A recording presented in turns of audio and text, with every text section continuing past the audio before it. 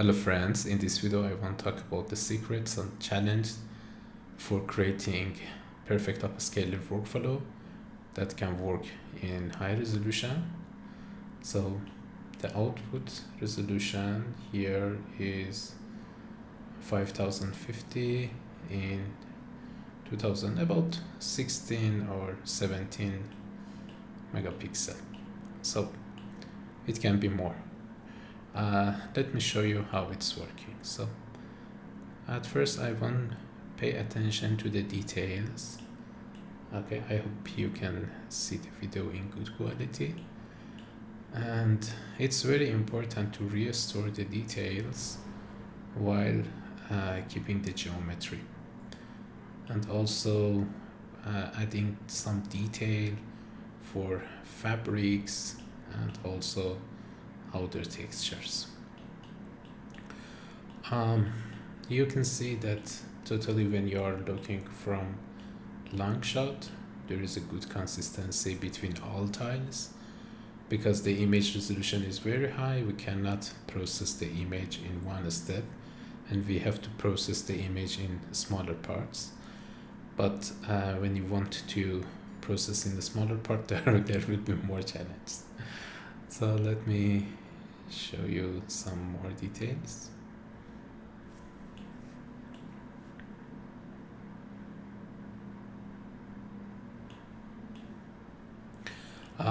One of the most interesting part in this render is the wallpaper pattern that we have here, and now I want to tell you that how we were able to restore this pattern on the wall. And also the flower textures here, and also take a look to details and the leaves.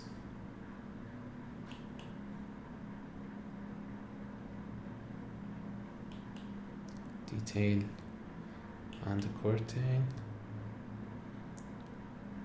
The fabric texture looks very realistic, and this is something that I was looking for. So this is the compare versus the original input file, and this is another compare with refined render. Because for example, if your image quality is very low, it's not logical to send the very low and very bad quality into tile upscaler. So before sending that, you should upscale the very low quality into the 3 or 4 megapixel, and after that processing it with tile upscaler. So it will be 2-step. So here, if you see here, this is the image that came from the first refiner step. The glasses, table, and other things are not very clear, but after upscaling, you can see that the details are restored. So keep in your mind that in the first step, you have to convert your low quality image into something like this. And after that, with tile upscaler, you can add details. And here easily you can see the flowers are not clear, but after refining, we have perfect detail for flowers. And also other objects, the handles here, and also the leaves. So now you saw that how it's working, and let me go to the beginning of the workflow and provide some more information. Okay, this is the first step for loading the image. Also, I have extracted the depths, but I found it's not useful for me, and I didn't use that. Okay, after loading the image, this is the sampler that is refining the image in the first step. And if I go into the K-sampler, here you can see that for restoring the first image, I have used three LoRa: Enhancer V2, Ultra Real V4, and also Image Restore V1. Okay, I found that these three LoRa with this approximately weight, you can play with the strength. They can help me. They help me for keeping the consistency and also refining. They didn't. They helped me to keep the mood of the lighting. So keep in your mind that use them. After that, I have upscaled the image that I processed into the input image. I processed the first image in 2 megapixel, and after that I used the RTX Upscaler. I have write this node. It's very similar to the RTX Upscaler that you have in the ComfyUI, but I made my node to defining the exact megapixel. So it's set onto megapixel and it's upscaling the image into 16 megapixel. I have added some sharpness, and after that image grain add from Res4 Live. This node is perfect, but keep in your mind, use very low amount of weight. And after this sampler, we were able to convert this image into this image. Okay, but if you zoom into the details, you can see that still we have many problems, and it's not the first grade image ready to use. Here I have write another node. Okay, it's a tile resolver. This is my node, and I write it exactly for solving the problem. It will calculate all the image dimension and also mentioning the overlap value, tile dimensions. So finally it will try to find the best optimized value. So for example, sometimes it will decide up to 0.2% upscale lower or higher for actually finding the most optimal tiles, numbers, dimensions, and overlaps. So this node is very important, and already it's in my ComfyUI ArchAI 3D Quen. It's public and you can use this node for your projects. But there are some nodes that are not publicly available, and I will publish them on my Patreon at first, but maybe in the early future also public available on the GitHub. So after processing and finding the best tile dimension, I have write and made another node for tile split simple. So it will split the image into the tiles, and you can see that I have a list of image. It's not batch, okay? Because if you want to use the batch, your GPU will be crash. So this is the lists of image, and also at the same time it's making the inpaint mask for me. That is some kind of grid pattern, and it's very important to don't have any border on top. And yeah, so making and adjusting and finding the number for all of them was very painful, really.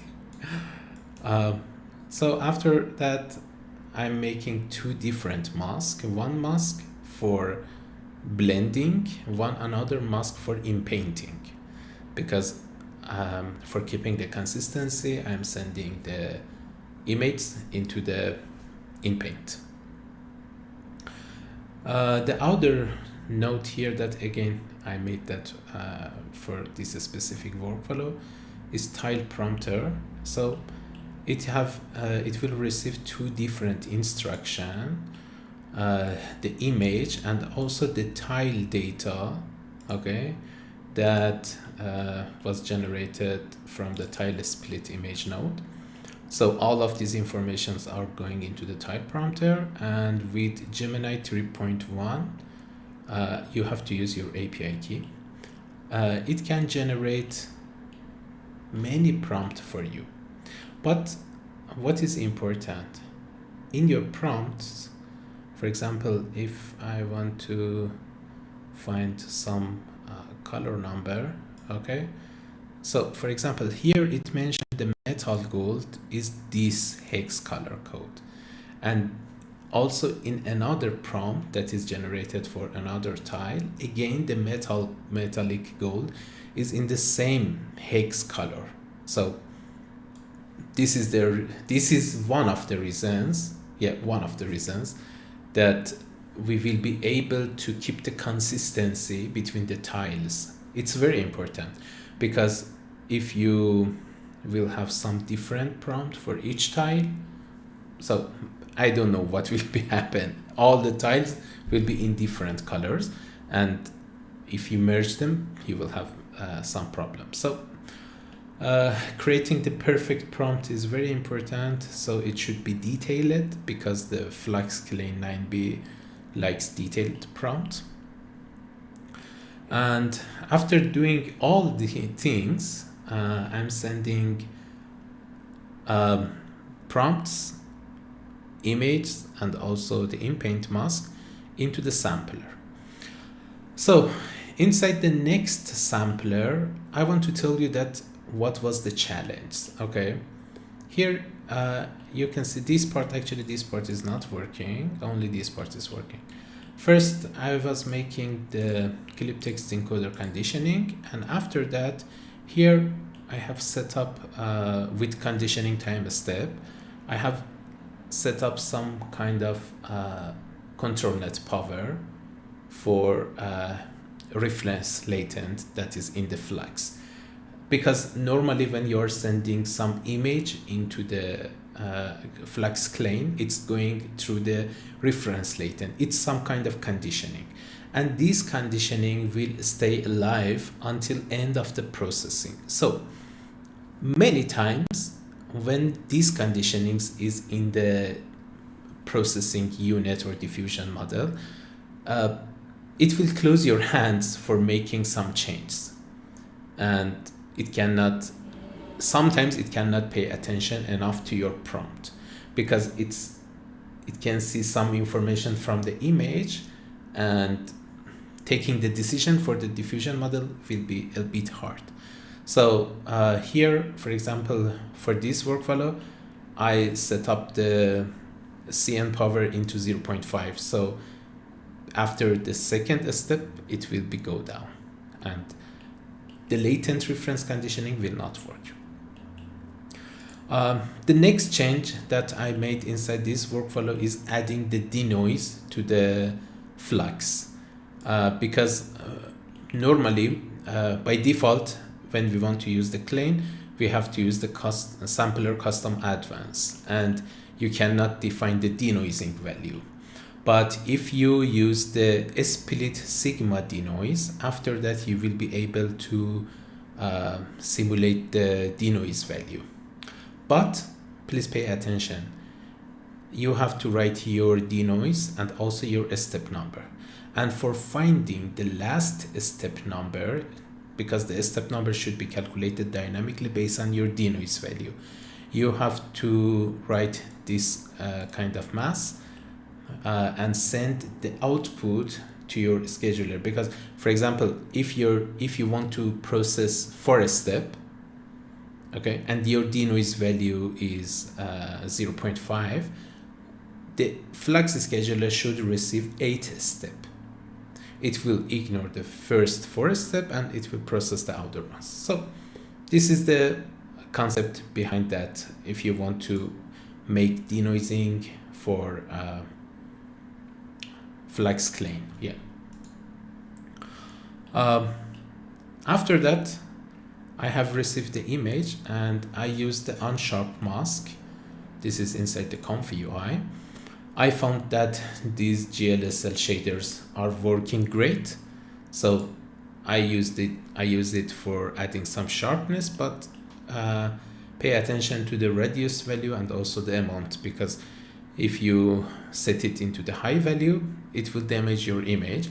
And I think that you can add the sharpness also in Photoshop and other softwares, but this value can work fine for me. Finally, the last step is merging all the tiles together. So we have the image processed in tiles.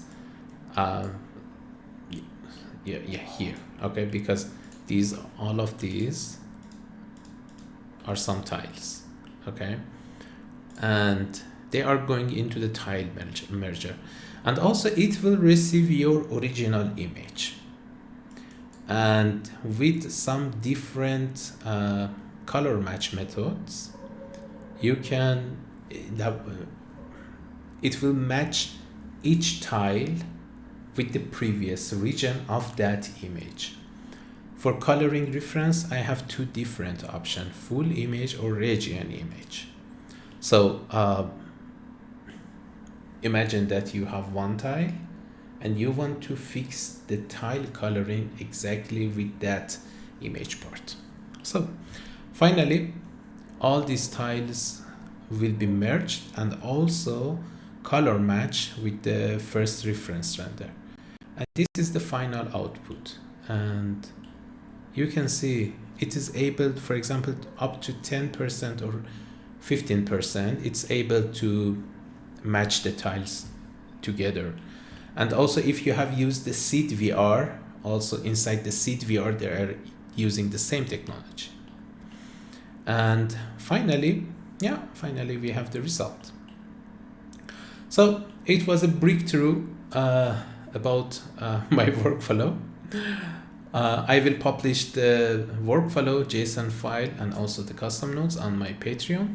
And also I want to tell you and talk about the Flowgen. This is the platform that we have made.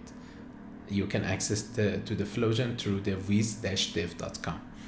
And what is Flowgen? You can create amazing workflow with ComfyUI. And if you are looking for a solution to convert your ComfyUI into the web application, Flowgen is the best solution. So you can design any complicated workflow that need any kind of interaction, and after that converting that actually into the web application.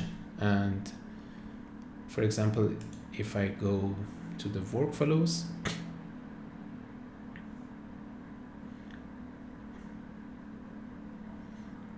here you can see that there are some specific workflow that I have designed for doing a specific task. And also I will add the Upscaler workflow inside the Flowgen, because many of my clients, they want to test it. And it's better to provide the test interface on some web platform. So you can own the Flowgen and you can rebrand it under your name. So it's a white label product. And if I want to show you the interface and click on template, so here you can see that for example, this is a workflow that can re-stage some furniture inside the inside some other similar space. And if I want to show you the final quality, you can see. So it's very consistent. It's better than Nano Banana and other AI models. They are perfect. They are perfect AI models, but they are not able to do specific tasks.